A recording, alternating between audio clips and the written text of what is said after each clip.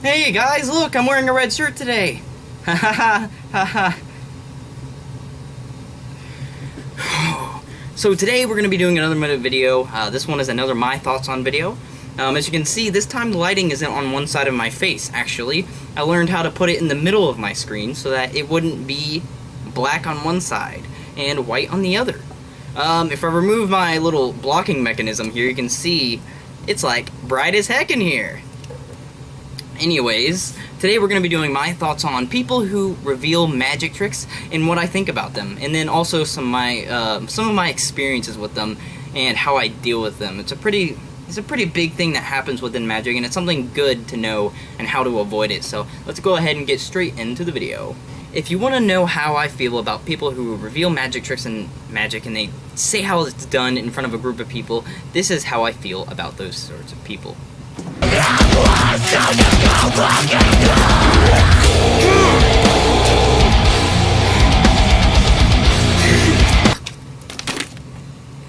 I'm okay. If you want to know how I feel about these people who reveal magic in front of a group of people, this is how I feel about them. Is this your card? Yeah, good job. That was a really good card trick, but I know how you did it. Okay, how did I do it? Tells everybody in the audience how it does it. What do I do? I don't want to break this up. I'm not entirely sure how accurate of a representation that was for how I deal with these people, but for the most part, I guess you could say that's a pretty good, accurate representation. So if you don't know what I'm talking about those people, you know them, when they say, oh, you did a double lift, or, oh, he did a force of some sort. I know how you did that, I was tracking the card. That's how I did it, everybody. I'm gonna ruin the experience for all of you. Those types of people. Now, when you're doing card tricks in Magic, and you're doing tricks that involve sleight of hand, people will watch. There's some people who will watch everything you do. So if you're ever doing some sort of like fancy false cut, don't do that. That is a bad idea, because then people are going to start raising suspicions. Do things that are simple. Now, obviously, I'm not doing any simple cuts right now, but just something as simple as a fake riffle shuffle and keeping the card on top would do something just fine, and that would work sufficiently. These types of people, though, they're typically the types of people who don't believe in magic, and that's justifyingly so, because if they didn't believe in magic, then it would be every right for them, well, not every right, it would give them a reason to not want to believe the trick, and they're going to want to figure out how it's done in their head. Now, as an everyday person who watches these types of magic tricks, they want to know how it's done, but they're not a jerk about it, you know? They're not going to go into your way and try to figure out how it's done to ruin it for everybody else. These types of people I adore, and I will kiss their feet all day because they don't do that.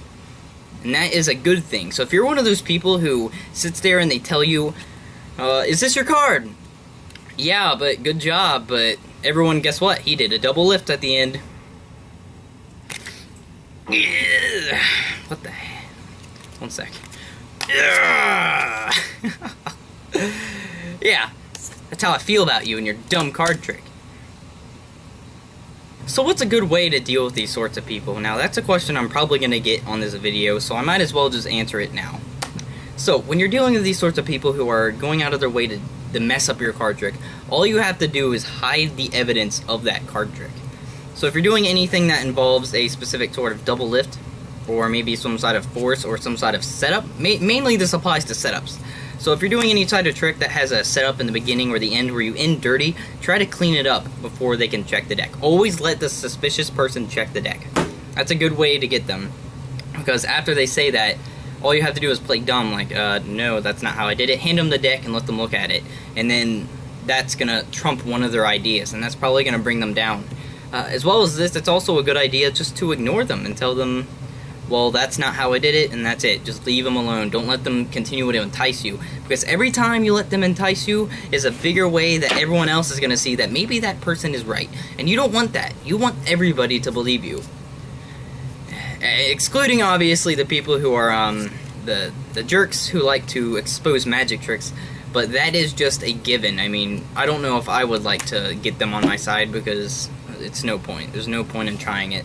Just get the people you know you can perform to. If there's anybody in the crowd who is suspicious, let them check the deck. Or alternatively, you can just ignore them, because ignoring them will just make them stop eventually, because nobody's feeding them attention.